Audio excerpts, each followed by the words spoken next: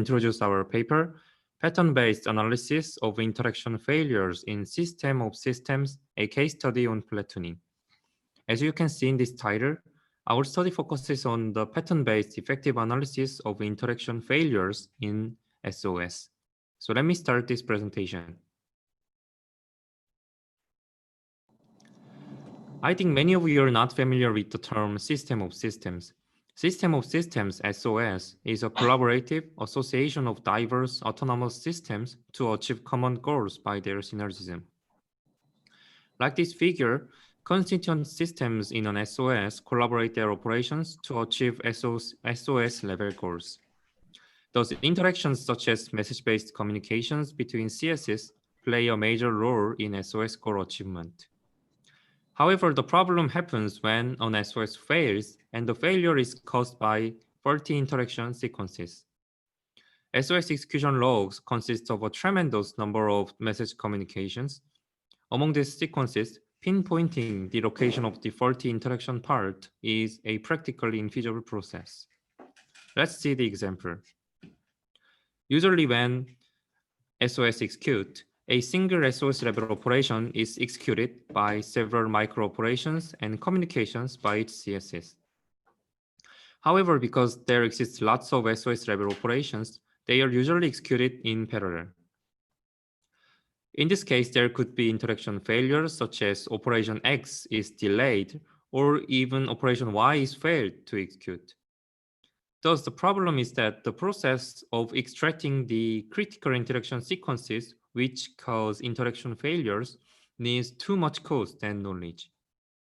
So how could we effectively locate the faulty interaction sequences to analyze interaction failures in SOS? Let's see the problem with an example of platooning SOS.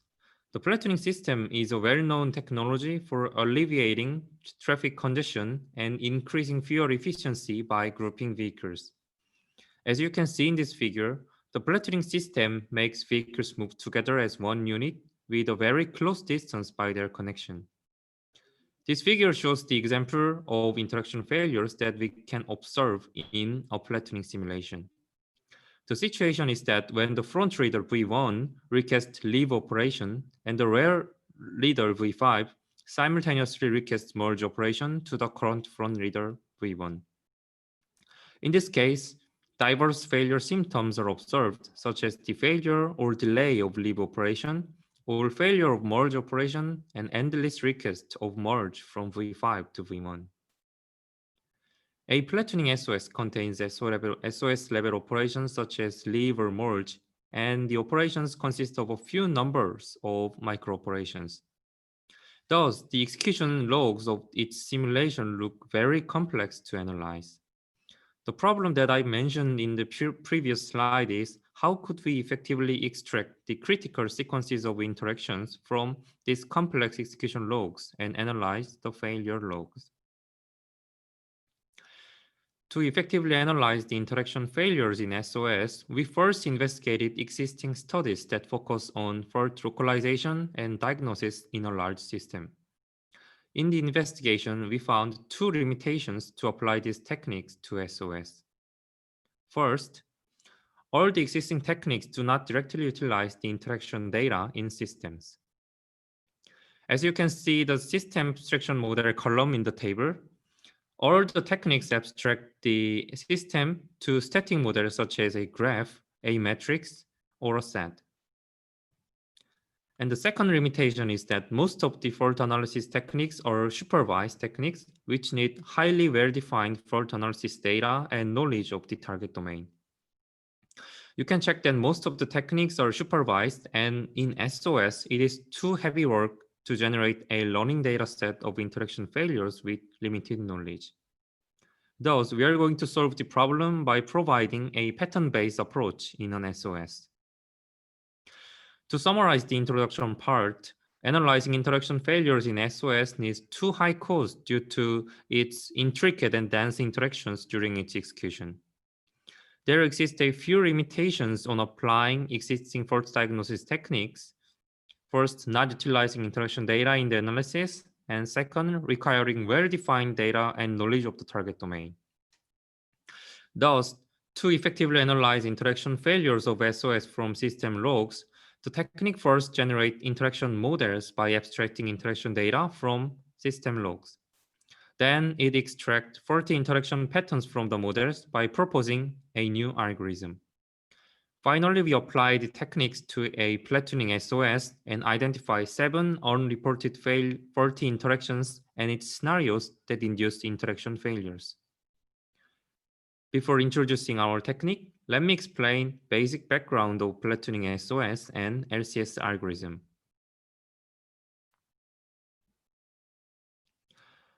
In our case study, we used a tool Ventos, which provides platooning management operations with autonomous driving algorithm.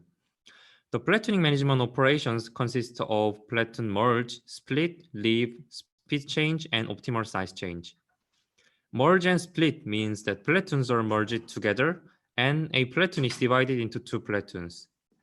Leave means that a vehicle leaves the belonged platoon, and optimal size change means that the optimal size of the platoons and cause split or merge operation. Each management operation is used as an event in our case study. Next, I'm going to explain the base of the pattern mining algorithm, dynamic programming algorithm for longest common subsequence. The LCS problem is finding the longest subsequence common or sequences in a set of sequences. Let's see the example with substring and subsequence. The difference between the substring and subsequence is considering strongly sequential strings or weakly sequential strings. In the figure, the first set of LCSs are the same, but the second result of the LCSs are different because of the strong and weak sequential features. In this paper, we decided to use the longest common subsequence algorithm because there should exist lots of other messages in the middle of a faulty sequence of messages. We extend this algorithm from covering string data to cover the interaction features of simulation logs.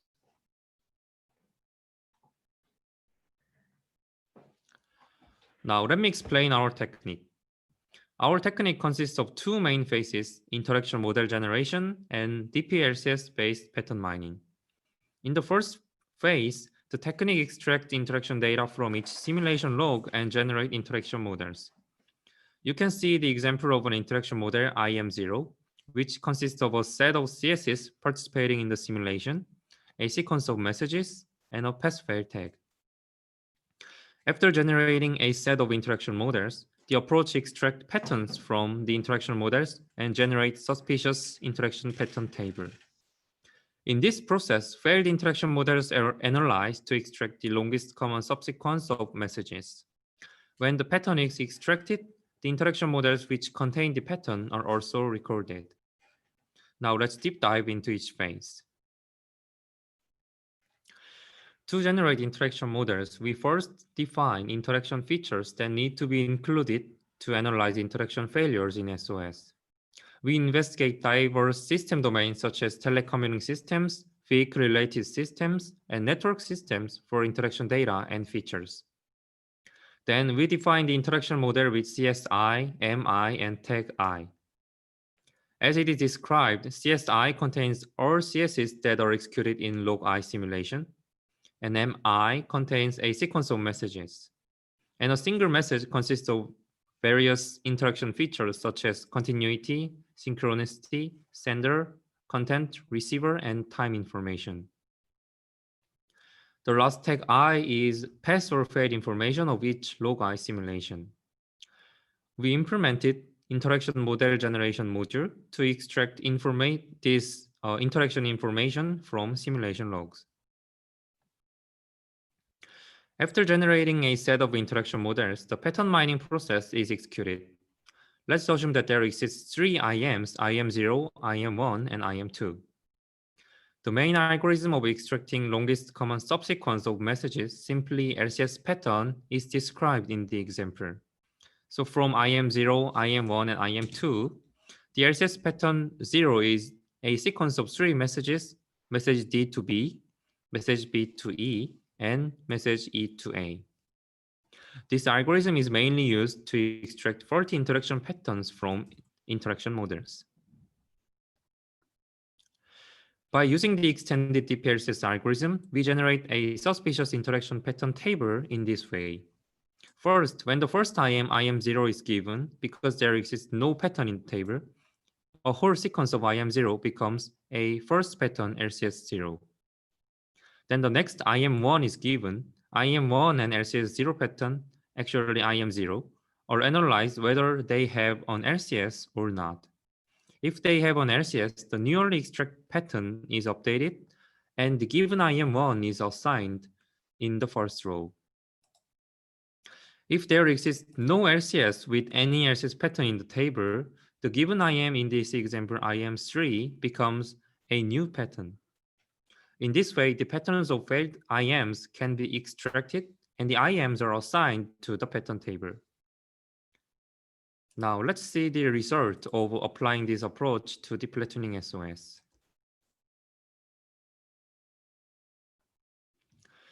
Before sharing the case study results, let's briefly explain the case study setting.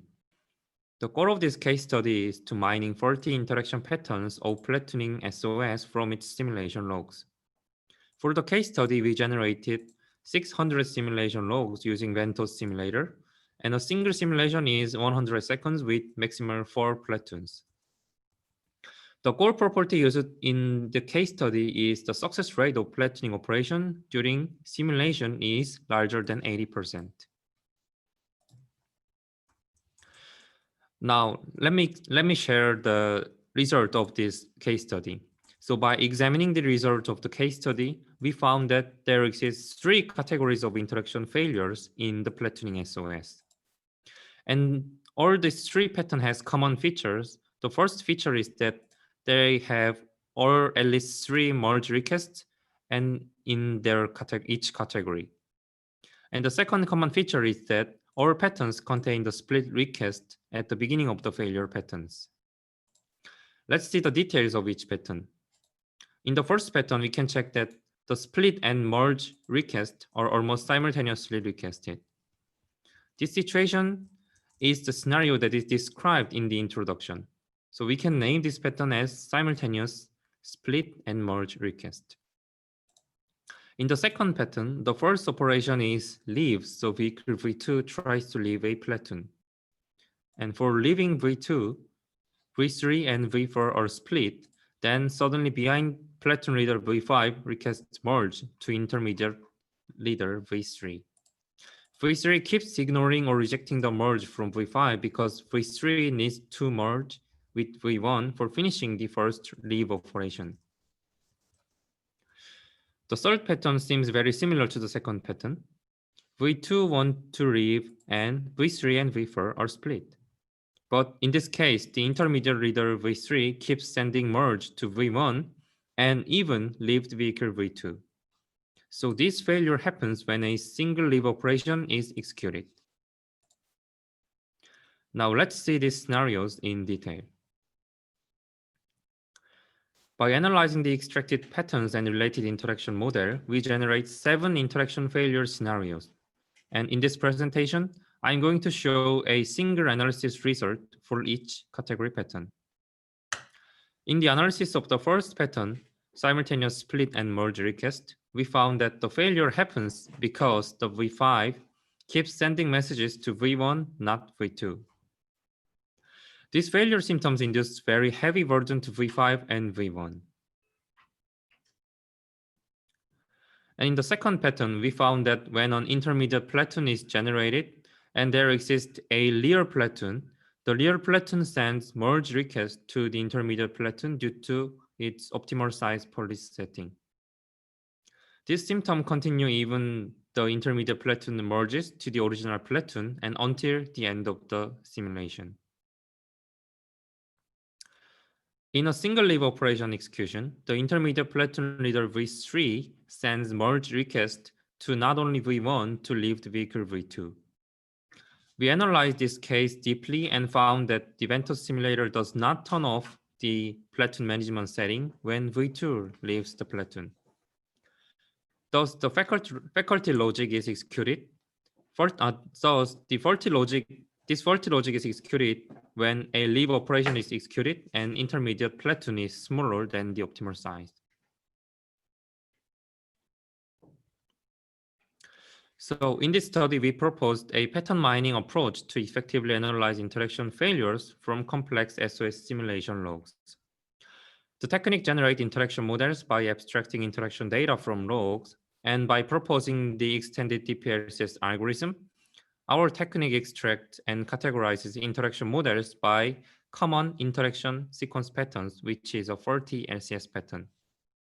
And in the case study, we found 7 unreported interaction failure scenarios in 3 categories on the platooning SOS. To discuss the threat to validity, the interaction features used in the model is not perfectly cover all kinds and all features of the SOS. We are going to extend this interaction model to cover the various kinds of the system of systems. And additionally, in this study, due to the lack of the appropriate benchmark for on general SOS and the platooning SOS, we could not evaluate our approach quantitatively. Thus, we are going to generate a general benchmark of SOS testing and first diagnosis from the result of this study on platooning scenarios. Furthermore, we are planning to improve the pattern mining algorithm by using various metrics and a search-based approach. So this is the end of my presentation, and if you're interested in our study, please contact me or come to our repository. Thank you.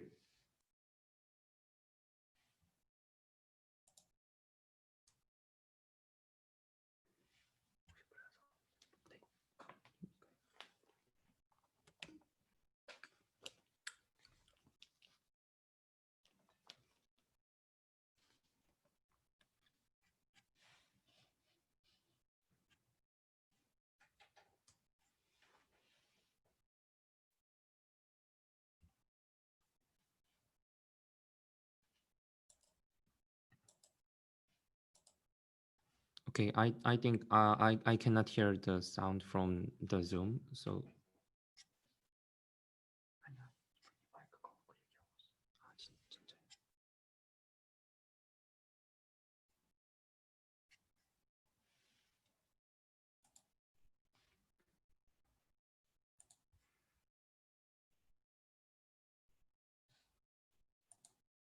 Oh yeah, so Carl Long gives me a question about my algorithm. So yeah, so this algorithm is implemented to handle the concurrent and parallel message communication. So so let's assume that there exist 100 sequences of messages, and then my algorithm can extract a specific sequence of the messages from the bunch of the sequences, even the operations or messages are concurrent on or parallelly communicated.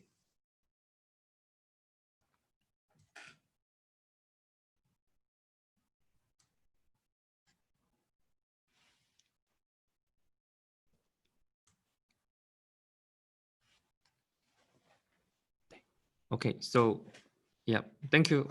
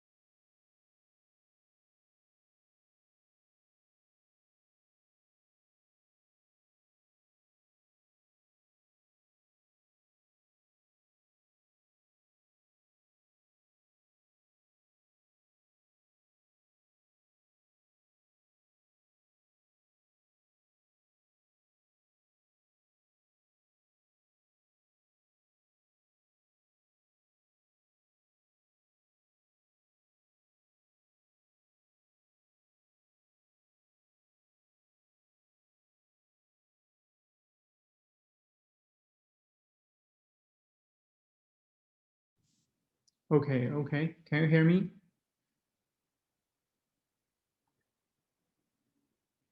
Okay.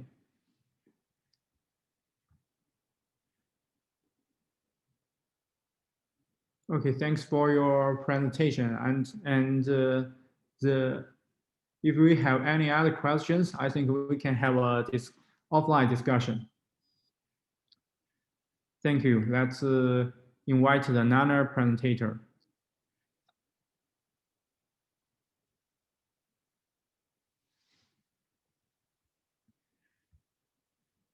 The next presenter, his paper is a modeling method for model-based analysis and design of a system of systems.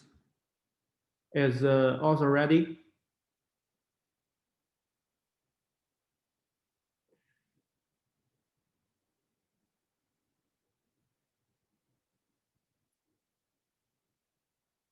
Okay, let's start.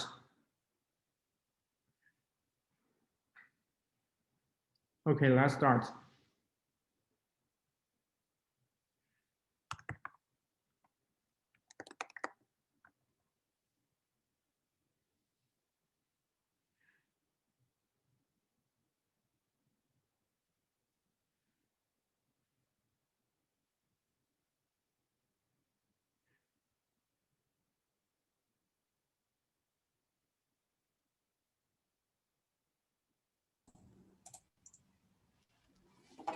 Hello, everyone. Can you hear me?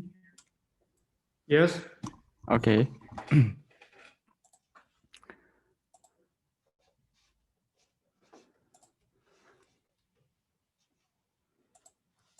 Sorry.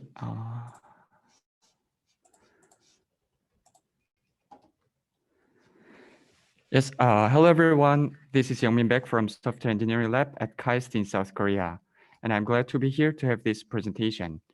Today, I'll present a technical research paper for Abstract 2020, and its title is a modeling method for model-based analysis and design of system of systems. Here's the outline of today's talk, and I will start today's presentation. First, introduction. Since many modern systems require to achieve a higher level goal, a new type of system domain has been needed, so that a system can accomplish goal-based tasks or missions based on component collaborations. A system of systems called SOS is a quite emerging domain of system engineering for such purposes. An SOS is defined as a large-scale system that brings together a set of constituents for a goal-based task or mission that none of the individual constituents can accomplish on its own. This figure shows a general structure and high-level component of a system of systems, and an SOS is a goal-oriented system which leverages collective capabilities and positive emergent behaviors to achieve a higher-level common goal and provide higher-order services. First and major components of an SOS are constituent systems called CSS. Constituents of an SOS can be either a newly designed system or a legacy system, which can be geographically distributed. CSS are usually belong to an organization. However, they are highly independent in terms of management and operations. An organization is a structured component that utilizes collective capabilities of multiple constituent systems, and many SOSs are task or mission critical systems, and an organization is a unit that manages the tasks and collaborations. Member constituents can be very diverse. Management of heterogeneity among the constituent is required for better interoperability. Next SOS level component is an infrastructure which consists of system, service, and resource entities that facilitates interoperation among constituents and organizations. In particular, to achieve connectivity and interoperability of a network SOS, the infrastructure should be able to provide channels and resources required for the communications and collaborations. The last component is the environment that exists outside of an SOS. The environment generally interacts with an SOS in an uncertain and uncontrollable way because non-determinism and unpredictability are inherent characteristics of the environment. So these components interact with each other in an SOS, and they exhibit emergent behaviors, which refer to the synergistic behaviors that an individual cannot behave on its own. The emergence can be a goal achievement if the behavior is positively emerged, but it can be a hazardous behavior if it is unpredictable at the design time as well. Because of these characteristics, some engineering issues may arise. First, size and scalability issues can arise from the number of components and their complicated connections. And the other one can be the complexity problem due to the integration and orchestration of interactive constituents. However, without a systematic methodology or method, it is not easy to manage comprehensive information, including large datasets, models, and artifacts. Therefore, for more effective SOS engineering, utilization of appropriate models and specifications is required for better decision-making. A well-made model-based SOS engineering called MBSOSC approach should keep the following principles. First, proper modeling languages and procedures are provided which fit to SOS engineering. Second, engineering and management concerns are effectively separated. And third, traceability and completeness checking are supported to deal with large size of models. However, SOS domains can be significantly diverse and huge. So instead of developing a domain-specific modeling method for all different domains, we focus on a more feasible approach, which is a general-purpose modeling method. Based on existing general-purpose GP system modeling methods such as SysML and UML, we can develop a GP modeling method specialized for MBSOSC activities with general-purpose architectures, modeling languages, ontologies, and so on. Then, domain knowledge and data can be applied to develop different domain-specific modeling methods by methodologists. And finally, the developed DS method can be used to address domain-specific concerns by domain engineers. Based on these motivations, the goal of this research is to develop a general-purpose modeling method for model-based SOS engineering. Our modeling method includes multi-aspect model types, and they are implemented as a modeling tool called Synthesis Modeler, which can generate simulation models, specification, and other artifacts for a simulation tool. Before getting started, we want to introduce a base metamodel for SOS engineering called M2SOS, which provides a holistic and general view of an SOS. As I explained in the introduction, an SOS consists of major components such as goals, organizations, infrastructures, environment, and constituents. This structure and involved classes can be used for the ontological analysis and goal-oriented analysis of an SOS.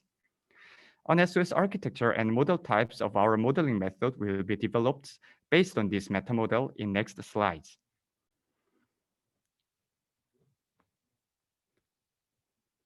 Here is the overview of this study.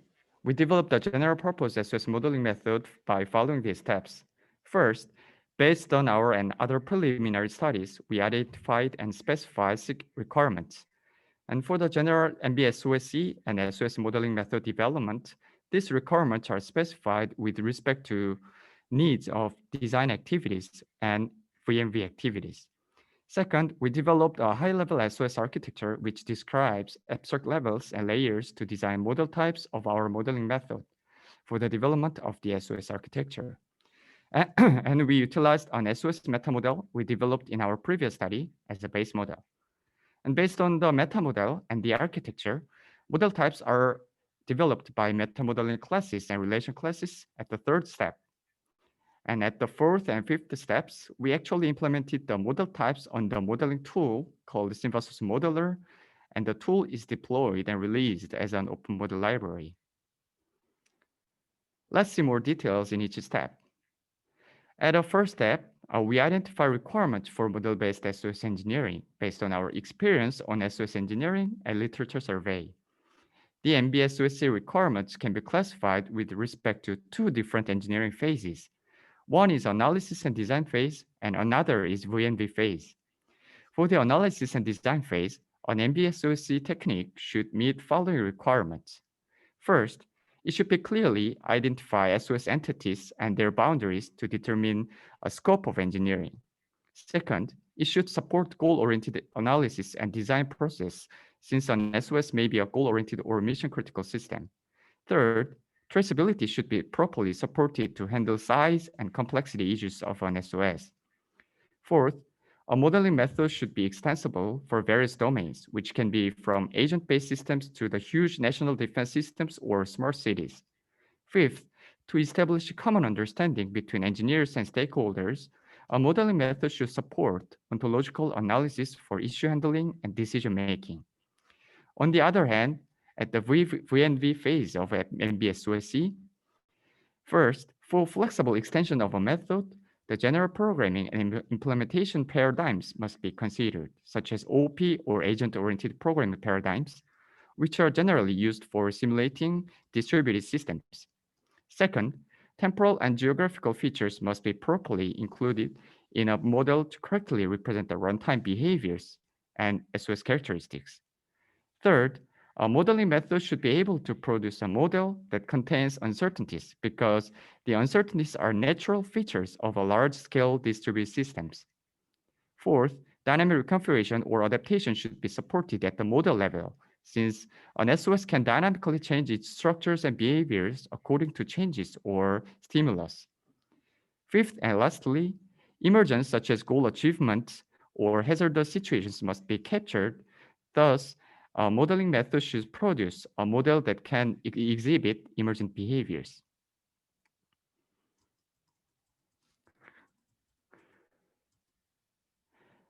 Based on the requirements, we developed a high-level SOS architecture that provides a general purpose and comprehensive view of an SOS.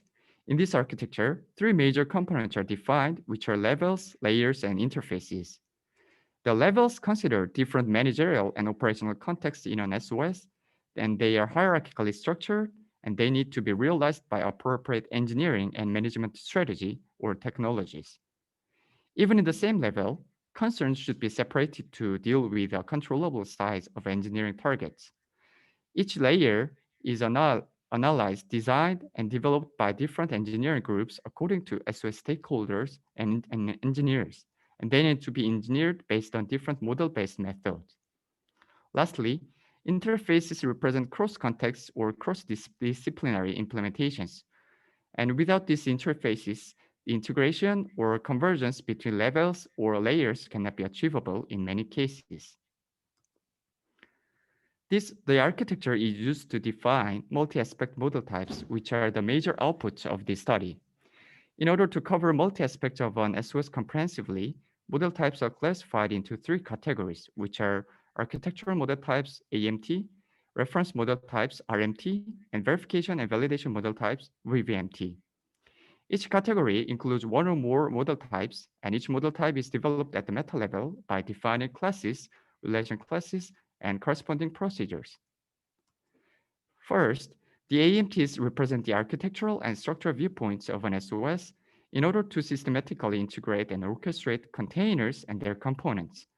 SOS integration model integrates the high-level containers, which are organization, infrastructure, environment, and map. Based on the structure defined using the AMTs, reference model types are used to model supplementary information of an SOS, such as goals, systems, operations, and domains, and they are usually referred by the AMTs. The RMTs can be classified further into goal-based model types, system model types, operational model types, and domain model types.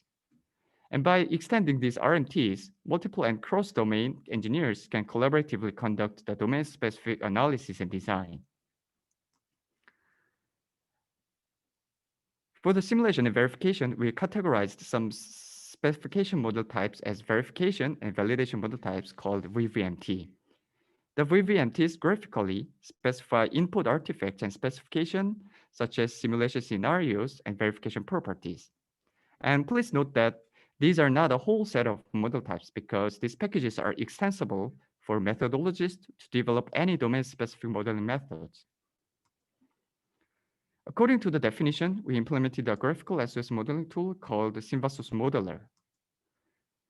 In our previous study, we developed a simulation-based verification and analysis tool called Synvasos, which performs discrete event agent-based simulations and statistical model checking. And our modeling tool supports the graphical modeling for developing simulation models and input specification for that Synvasos tool. By utilizing the model types, procedures, rule checking, and a graphical user interface of our tool, XML or ADL-based simulation models and inputs can be produced and used on the Synvasos. So here is the screenshot of our tool. Also, our modeling tool is developed using A2XX metamodeling platform, and it is released as an open model library on open modeling community supported by the A2XX community. Our library is publicly available tool, and it is also allowed to modify and extend our library. So any methodologists can and system architects can utilize our tool for different purposes. First, methodologists can utilize our modeling library as a base library for the extension to develop a domain-specific modeling method. On the other hand, system architects can use our library as a modeling tool itself. Since current Synthesis Modeler provides a full set of abstract and concrete classes, modeling engineers can produce SOS models and specifications. Using our modeling method and a tool developed, we conducted two simple case studies. We designed two cases to cover different types of SOS.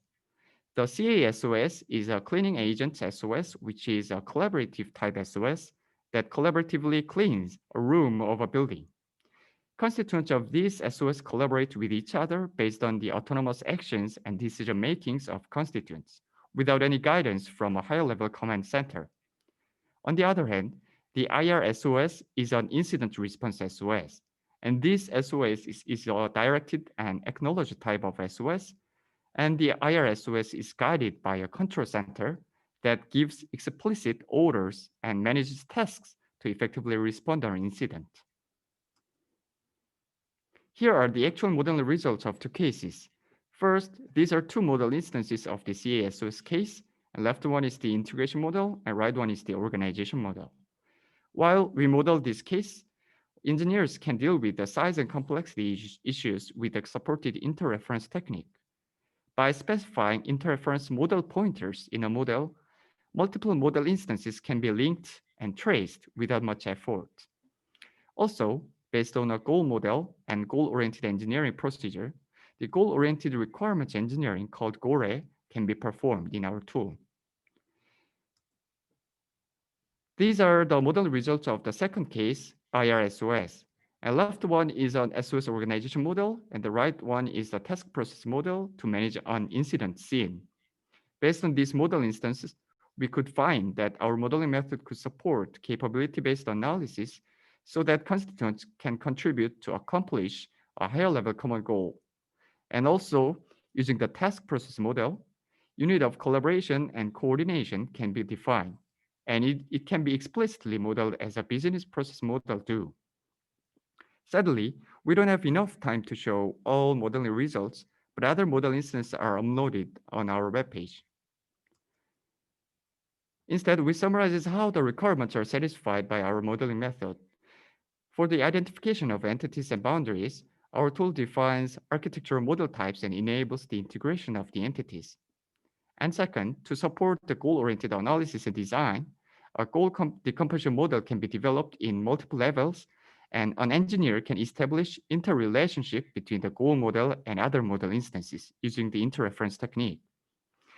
And traceability is also supported by the utilizing model pointers and interreferences as well. And fourth, since our tool is developed as an open model library, a methodologist can extend our modeling method to develop a domain-specific modeling method. And as we explained before, our modeling method is based on a metamodel called M2SOS. And the main purpose of the metamodel is to support ontological analysis. Therefore, common vocabularies can be established using our tool, and they can be utilized to create common understanding and for decision makings. And to support the implementation of a simulation model based on the modeling results, every modeling result can be exported, which can be converted into agent-based simulation models written in an object-oriented programming language. Also, for the representation of temporal, geographical, and uncertainty features, every class that inherits an abstract sim object class commonly includes the temporal and geographical information. And uncertainties also can be implemented using the probabilistic behaviors based on a state machine model. And by supporting model versioning and definition of reconfiguration tactics, dynamic reconfiguration can be supported at the design time. Lastly, using a goal decomposition model, task process model, and a risk analysis model, an engineer can analyze and design emergent behaviors to be observed during the simulation. Before concluding this paper, we want to discuss some limitations of our study. First is about the scalability of SOS models and their applicability. The size of model or the number of models can significantly increase. And to prevent the generation of poor spaghetti simulation models, a methodologist can specify rules or constraints in his or her own tool when extending our library. And this rule or constraint checking mechanisms can be written in a query or script-based language. Second limitation can be a problem when the output models need to be converted into simulation models, because it may require much effort for manual programming. To address this issue, our team has been developing an XML to Java technique so as to automatically generate simulation models based on output models of a Symbiosis modeler. Even currently, architectural model types and some system reference model types can be automatically converted into Java code. So I'll conclude today's presentation. We proposed a general purpose modeling method for SOS engineering, and a modeling toolkit was developed as an open source modeling tool and library. One of our future work is to implement model assessment algorithms for rule checking, completeness checking, or conflict inspections, and so on. And the other future work is a model conversion technique I mentioned earlier, and an engine for XML to Java has been developed for automated model conversion. And here's the end of the presentation, and thank you for listening. Okay, thanks for your beautiful slide and comprehensive presentation. Let's see, any questions?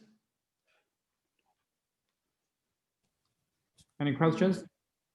I have two small questions. Yes.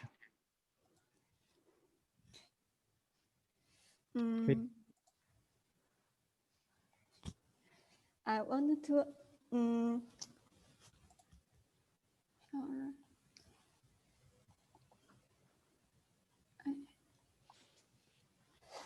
the first, how many categories are the models divided into? How many categories are the models divided into? You mean that, are they the same questions? I think it's two small questions. Okay, the first thing is that the categorization is for cover the different aspects of the SOS. So for now, we categorize the model types into 3 categories, and each category has one or more model types. It means that one category contains one or more diagrams, and we call the diagrams as modeling language. And the second question is, yes, to cover the general SOS concepts and entities, we utilize the metamodel called M2SOS. The M2SOS was developed based on the literature survey on the SOS engineering and model-based SOS engineering communities. So we have the basis on the M2SOS metamodel, and we can think that our modeling method can be generally used for the other MBSOS techniques. So okay, thank you. Yes. Okay. I think very promising work. Okay, thanks for your answer. Let's welcome the last presenter. His name is, thank you. Let's welcome the last speaker. The paper is Toward Automated Detection of Data Pipeline Faults. Is author there? Yes. Yes, okay, you can take over. Let's start.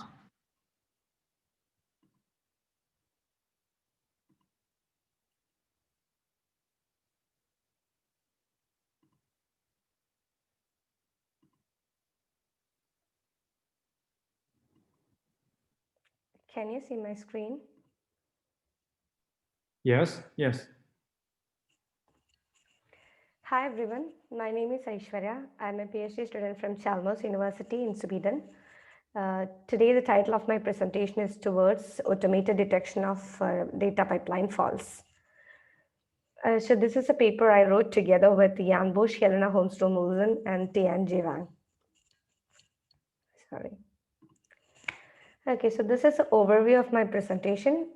It starts with an introduction and explains the objectives and the research methodology used for doing this or conducting this study, and then the use cases in this study, the conceptual data pipeline model, typical faults and mitigation strategies for different stages of the data pipeline, and automated data pipeline discovery, the results we obtained after the physical realization of the automated data pipeline recovery, the conclusion, and the future works that we have planned. Okay, so before diving into the details of fault detection and mitigation strategies, let's see what is a data pipeline. So a data pipeline is nothing but a complex chain of interconnected activities that starts with a data source and ends in a data sink. It automates the process of data generation to data reception, thereby minimizing the human intervention. However, fault in a single step of a data pipeline can have cascading effects, and it can lead to significant performance degradation in data-intensive systems. Therefore, we require continuous monitoring and fault detection mechanisms in our data pipeline. So we had two objectives for our study, for this particular study. So the first one was to explore the need for incorporating automated fault detection mechanism and mitigation strategies at different stages of the data pipeline. And the second one was to identify faults at different stages of the data pipeline and possible mitigation strategies that can be adopted for reducing the impact of those faults. So the research methodology we adopted for conducting this research is action research. With action research, we can solve a real world problem and explore the experiences and results of problem solving. So for doing my action research, I collaborated with two embedded system companies, and we have named it as A and B because I need to anonymize that. So that is why A and B are two embedded system companies. And the activities that were performed during our action research were, first one was data pipeline exploration. We did this data pipeline exploration at both company A and company B through weekly meetings of 1 hour duration each. And then we had the discussion with data scientists, data engineers, and data analysts at both the companies A and B through weekly meetings of 1 hour duration each. And then we conducted a data pipeline workshop at both companies. But then at company A, we had this workshop twice, and at company B also we had this presentation 2 times. Then each of these workshops lasted for around 2 hours. And then we planned to change the design of the data pipeline at both company A and company B. And then we presented our findings 3 times in company A and 2 times in company B. But then it was a duration 1 hour. And then we had the check-in with data pipeline in charge because I wanted to discuss whether it is feasible to have these components in the data pipeline. So it was actually bi-weekly in company A and weekly in company B, and it lasted for around 30 minutes each. And the next step was preparation for data pipeline implementation. Unfortunately, at company B, we were not able to get the permission to implement our changes in their data pipeline due to some organizational barriers. So we decided to go with company A for our validation. So we prepared our data pipeline implementation or change of implementation in data pipelines at company A. And then we implemented those changes. So it took around 6 hours. So the first author of the paper was doing that.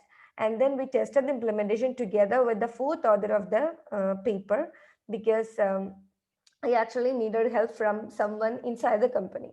So we did the implementation and it was a success. Let's see the results of the implementation later. So these were the 4 different use cases used for the study. The first one was from company A. So that is why it is named as A1. So that was a data pipeline used for the use case, hardware fault detection using machine learning.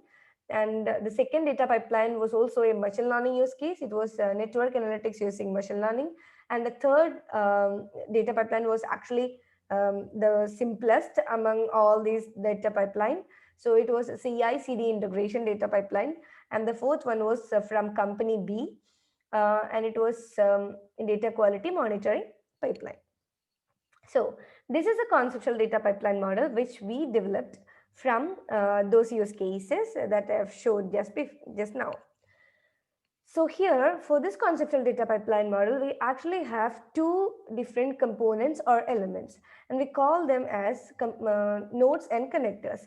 Nodes are nothing but the gray colored boxes that you see in this particular figure, and connectors are nothing but the arrows that are connecting those nodes in the figure. So there are two other capabilities associated with these components in the data pipeline, and they are node level capabilities and connector level capabilities. So here in this figure, the node level capabilities are data generation, data collection, data storage, data ingestion, data processing, and data application. And the connector level capabilities are mitigation, fault detection, validation, authentication, and sending alarms. So here in this data pipeline, we are considering different data sources. I know that there are more than the data sources that is exhibited here. So we have just included base stations, cars, camera, and mobile phone, but then there can be more data sources that needs to be included. But based on our empirical study, we were collecting data from these devices. So these devices generate data, and those generated data is collected by a data collection agent. So the data that is generated will be spread across the globe. So the company needs some sort of authentication mechanism to collect the data from these many devices. So that is why there is a small box in green color named as A. That is, it represents authentication mechanism. And once the data is collected, we store it in a data storage, and from where it is ingested into the data pipeline.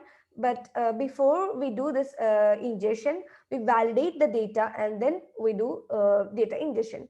So we were using data linter for that. And then after data ingestion, we structure, or we try to give some structure or format for the data that is collected from this multiple assorted devices that is spread across the globe. So the data is processed, and then it is stored in a refined data storage from where different data applications can access the data and use it. Now we have something called F, M, and S associated with each of the connectors. Now I think I have already explained what is A and what is V, but then we need to know what is F, M, and S. So F is nothing but a fault detection component that is associated with each of the connectors, because we have already identified that the faults at each stage of the data pipeline may vary from one another. So we need to identify the faults at each stage of the data pipeline, and simply detecting the fault will not be enough to have a robust data pipeline.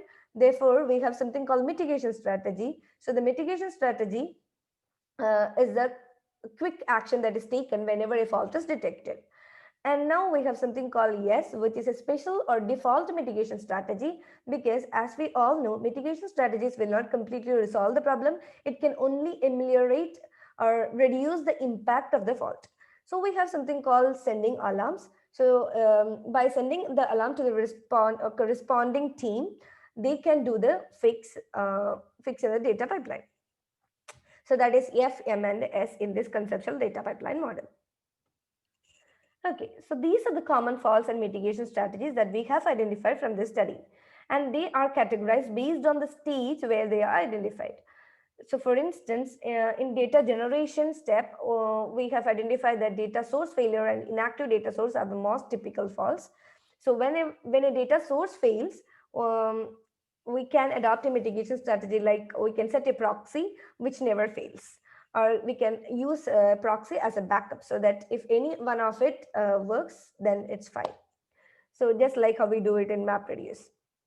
An inactive data source, send notification to the to restart the source. Actually, I'm not going to explain these faults and mitigation strategies in detail because of lack of time. So this particular table basically indicates that first one is the stage where the fault is detected, and the second column indicates the faults that is detected at that particular stage. And A1, A2, A3, and B1 represents the 4 data pipelines that we have studied. for this particular paper, and the corresponding mitigation strategy for the fault that is identified. And then we have this A1, A2, A3, and B1 again. And the cross marks indicated there represents whether that particular pipeline is have encountered this particular fault. So in the data collection stage, we have authentication failure, for which the mitigation strategy is functional user credentials, using functional user credentials. And then the next one is data sending job failure. So we have to send a notification about the failure to the data pipeline owner, and he has to do the fix. And whenever an unexpected data occurs, then we need to send the email to the flow guardian. The next stage is data ingestion. Incompatible ingestion methods is a typical fault that was encountered by all the data pipelines that we have studied. So as a mitigation strategy, log the error, define dedicated ingest modules for the new ones. And then data extraction faults is another one in the same category. So that is also typical fault. The mitigation strategy adopted here is to convert to acceptable format, formalize the data, define data extraction method for all data formats. And then the third one is a change in data formats. So for that, we use versioning mechanism as a mitigation strategy. And for data storage, we have the fault called insufficient storage. So whenever insufficient storage is encountered, we need to send an alarm to the developer and then to the support team. And that is a common mitigation strategy that was adopted in the data pipelines, which we studied. And then for data duplication, they were using HDFS. And then for infrastructure failure, they were sending alarm to the IT support. And for data processing stage, it is transformation faults. So whenever we transform our data from one form to another, there can be data loss. So we need to have a mitigation strategy of define lossless approach, but this is not a reactive strategy, but instead it's a proactive strategy. And then unclear definitions and wrong interpretations is another fault. So for that, we need to contact SMEs. And then in the last stage is data sync, where we can have human errors, for which data validation is a perfect mitigation strategy. And we can use data validation frameworks like data linter for that. And for schema errors, we have to define common schema and common languages. Another mitigation strategy is to write different parsers.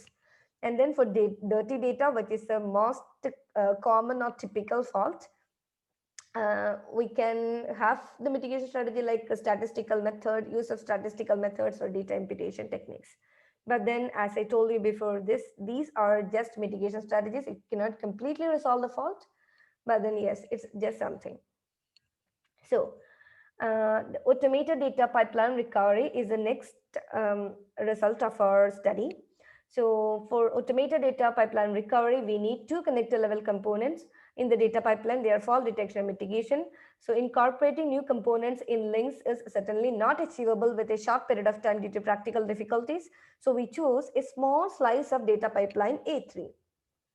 So this is the data pipeline A3, where I have differentiated the zones into zone A, zone B, and zone Z. In zone A, it's actually the customer premise or the area of the customer. So this particular pipeline was collecting data, two different types of data, and they are called internal dumps as well as external dumps. Internal dumps was collected from the teams inside the company, but from different organization. So that is called, that is their continuous integration data. And then they were also collecting this continuous deployment data from this customer premises. So from the customer premises, they have a small device that is deployed in the customer premise, from where the data is collected, and the data ingestion step basically ingest it to the data storage. But then sometimes there can be encrypted data links. So whenever an encrypted data link is identified or detected by this data ingestion step, it is sent to the data archiver in zone B. So zone B is basically the company premise. So it is sent to the data archiver, and data archiver sends it to zone C, which is third-party services. And third-party services will send back the decoded or decrypted data to data archiver, and data archiver then stores it to the data storage. from where different data applications can fetch the data for their purpose. However, the small slice of the data pipeline that was chosen for the physical realization of our fault detection and mitigation strategy is illustrated in that small box. So the two nodes that we selected was data archiver and third-party services and the connection in between. Due to this inadequate bandwidth or insufficient resources, sometimes the data that was sent for decryption was not sent back. So they basically lose it at the third party. So for fault detection, this is the process that we have followed. So each data link is associated with a unique dump ID here. So we scan the HBase table when a new link is obtained from data ingestion node. And then encrypted link is sent to the third party if decrypted link is not available in the HBase table. Third party services at zone Z send the decrypted link back to zone B. It is written back to the HBase table by setting the response code as 200 and service failure flag as no. So the status not equal to 200 basically represents failed data links. And this is a mitigation strategy that we have adopted for that particular small slice. Check the data links stored in HBase before 24 hours with response code 200. Fetch their dump and form small batches. Send them to the third parties using Kafka message service for decryption. Make a Kafka message that contains dump IDs back to third parties for reprocessing. In that way, the encrypted link at some point will be converted to decrypted link and will be sent back to the data archiver, and it gets stored in the data storage. In that sense, we may not get the data at the right time, but then we will get it at some point. So the results we obtained is represented here. Number of failed dump IDs were around 32,453 for over 30 days. So they were missing such a huge amount of data dumps for this short duration of like 30 days. So you can imagine the scale of the data that was lost before. These dumps were skipped or not taken for further processing. Therefore, the quality of the reports was poor. However, after implementing our fault detection and mitigation strategy in the data pipeline, now the failed dumps are automatically resent as small batches along with the new dumps to the third parties for decryption. So to conclude, we have presented here the concept of modeling a fault-tolerant data pipeline, which can automatically detect the common faults and take action to reduce the impact. Most of the faults identified are typical and applied to the industrial data pipeline. And classification of faults according to the stages helps companies to identify the faults that occur in their data pipeline. Finally, the mitigation strategies we identified through our study help to reduce the impact of the faults. So, coming to future work, we cannot actually anticipate all the faults at various stages of the data pipeline. However, the list of faults and mitigation strategies can be updated when encountering new problems. Our study does not provide an exhaustive list of all faults and mitigation strategies. We believe that the empirical insights presented here will be important for companies. And we intend to further extend the list of faults and mitigation strategies with more industrial cases of companies implementing data pipeline. So this is our future plan. We intend to develop an end-to-end data pipeline with fault detection component which does automated fault detection and mitigation. Now we have just started with one small slice, but then our plan is to extend it further. So these are our plans. Thank you all for your kind attention. If you have any questions, please don't hesitate to ask.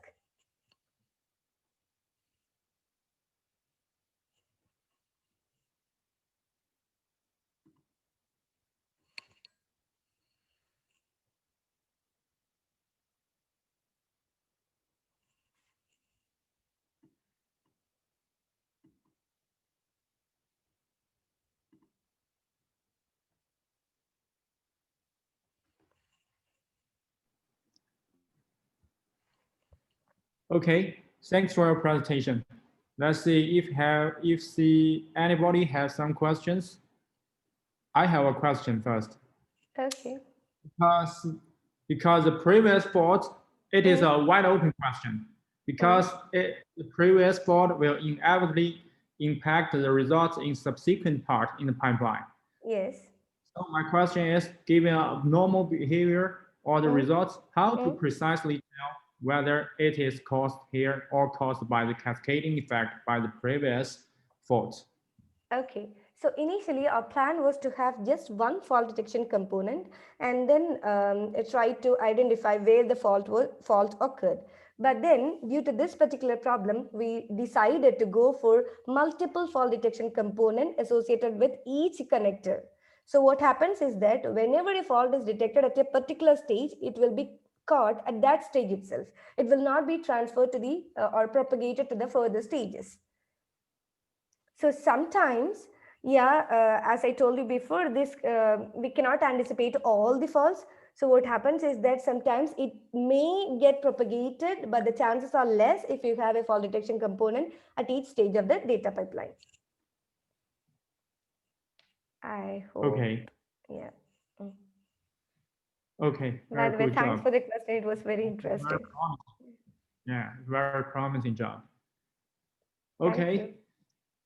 Thank you. Okay. Thanks again for all the speakers' paper sharing.